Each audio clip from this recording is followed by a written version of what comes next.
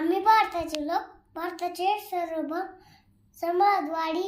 धर्मनिरपेक्ष, लोकशाही घडवण्याचा व त्याच्या सर्व नागरिका सामाजिक, आर्थिक व राजनीतिक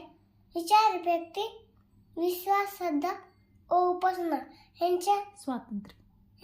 स्वातंत्र्य, दर्जाची व संधीची समानता निश्चितपणे प्राप्त करून देण्याचा आणि त्या सर्वमध्ये व्यक्तिस्पष्ट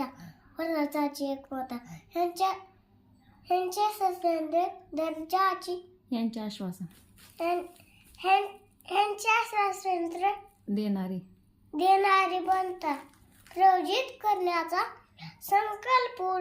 धारण करून आमच्या सवय आज दिनांक 26 नोव्हेंबर 1949 रोजी